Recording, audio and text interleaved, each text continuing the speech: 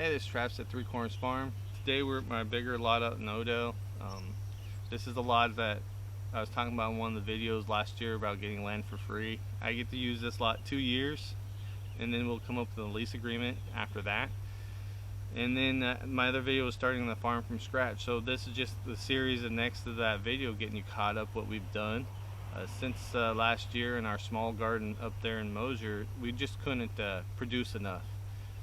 Not enough water, and it's too shaded. It takes twice as long to grow the same vegetables there as it does here. Location means everything, and out here you see it's flat, well, semi-flat, but there's no trees. I get 12 to 14 hours of good sunlight, and I get irrigation. So those are important for doing a market garden if you want to be able to grow your vegetables quickly so you can turn your beds and get good crop rotation.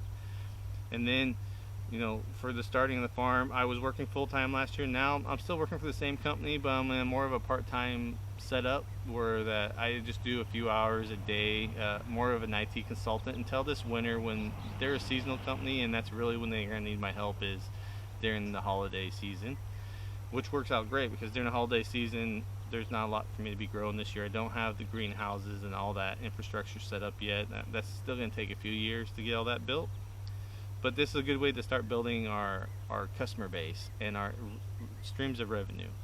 And right now we're doing the farmers market this year, which I'll do a video about my farmers market setup and how I prep and how I'm figuring out the orders, because that was a struggle the first week because I had no idea what to bring and how much to sell. So I just guessed. And we'll do another video on all that because that's a whole video in itself. And then we were part of a co-op that started last year. It's called the Gorge Farmer Cooperative, and I actually put in to be an invested partner in it because this is one of those things where there's a bunch of really good farmers in the area that specialize in products that I would never grow just because I just don't know how to grow them and I want to take time to learn them. I'm not the biggest in growing herbs and some of these other specialty vegetables that they like to grow. So we take their vegetables with mine, and now we have this nice co-op where people just go and buy and select, and they don't have to leave their houses, and we just have a pickup location once a week. And my first week selling there did really great. And now I'm trying to figure out what sells better on the co-op versus the farmers market, because there are some things I grow that I sell in the farmers market that sell out without trying, and then there are other things that weren't selling and they sold really well in the co-op. So I got to figure that balance out this year. And then I gotta still figure out crop timings. I'm off. I got a little started going real well, thinking I was gonna have this co-op going before the farmers market started, and they took a little longer, so I'm a little out of sync. And then I stopped planting because I didn't want to have, you know, thousands of dollars of crops I couldn't move. You're talking about hundreds of pounds of greens, and I just didn't want to lose all that money. I'd rather start off a little slower and then build it back up. So that's where I'm at now. I'm just trying to get my planting back into a session that I'll have good continuous crop for the rest of the summer, which is fine. Starting off slow makes sure that I don't make too many big mistakes. So now if I make a mistake, I'm only losing, you know, 10 pounds, not 100 pounds of product. And I did have to build a few things like a walk-in. I put together one of those. I'm not gonna really do a video on that because I had to throw something together because the price of wood could cost almost as much as buying a metal one. So it's not exactly a build that you'd want people following, but it works because I needed something, and I've used some of these materials in the past, you know, the rigid foam and stuff. So I made a temporary one for this year, and hopefully next year I'll be able to build a nice, you know, 8x10 walk-in, because that's really what I need, because I fill this one up every week. But since I have two different revenue streams that need product at different times, I'm able to keep it rotating, which is really what you need to be doing anyways. That way you always have fresh stuff and you're always harvesting, and it just makes it a little smoother. And I'm still trying to work out that timing between these two revenue streams. And plus I have some direct sales that we're doing. We're not pushing that as much this year. With the COVID stuff running down, people are more willing and wanting to go out and see people again, which is great, because that's one of the reasons I like doing the farmers market, because I get to explain my products and sometimes give them pointers on ways to cook it, like radishes and stuff. I mean, this year the radishes I'm growing are like twice the size of golf balls, but they're mild and they're great for now. When it starts heating up, that'll probably change. So to be part of that co-op, I had to make sure I was registered as a business for the state, which we did. And then we had to have insurance, because you have to have insurance for selling at any type of venue like farmers markets and stuff. And I found a insurance called Flip, and I'll put a link in the bottom to it. For our farm and what we're selling, it's $300 a year, and we can add as many locations we want. So I have the Dallas Farmers Market, and then I have the co-op, and then we've been asked to do other like events where we come out, you know, for one evening once a month. And all I have to do is put that location down, and I can print it out, and then it shows I have insurance to be selling there. And it covers our canned goods and our baking goods, so it's a good insurance. And you're gonna hear a helicopter flying over because it rained last night, and they're starting to harvest cherries.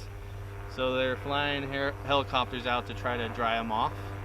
We will just wait because it's gonna get noisy, because he's only about a quarter of a mile away of that.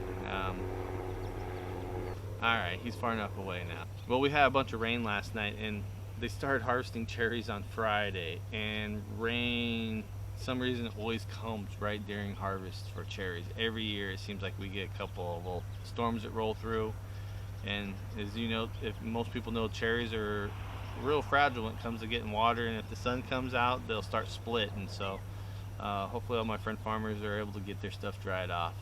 For me, it's great. I love this rain because now I don't have to irrigate, and everything is nicely watered, even my beds that I'm not even working on. So it's a catch-22. It's one of the reasons I don't like to have a single crop of what I'm selling. We have different types of vegetables, because if I have one go bad, I just cut it out, let the bed rest for a while, and replant with something else. And you know, and I actually have had some issues this year, and I'll show videos on some of the things that I've dealt with for the first year on this property, because it's different than where I'm from. They actually have water and rain here, and we get like half at my house. Alright, well, I'm gonna be done for the day. The helicopters keep flying over, and I start getting sidetracked, and we'll do some videos later on about like my day.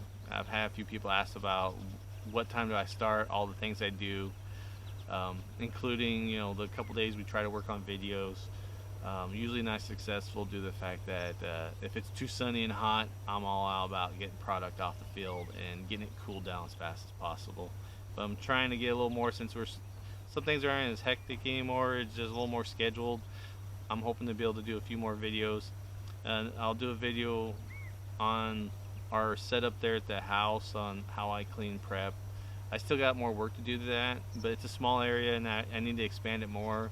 But for this year, I figured since I have 2 revenue streams and they're different days, I'll be able to process what we need to in a pretty good, timely manner.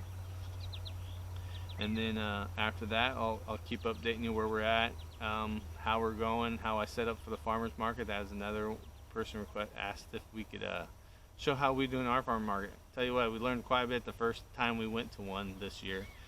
Since we've never set up a stand, and each time we go we'll make some changes and make it better, and each time we go, of course, we're having more produce, which helps us out. I just got to figure out what to take and how much to take with the quantity of people we get at the market there, because as the year goes on, there's more people with vegetables, there's more small farmers that start showing up, so yeah, keep building our base and try to make sure they're there every week. That way we get that more loyal base that will buy all our product first and then go to the other farmers.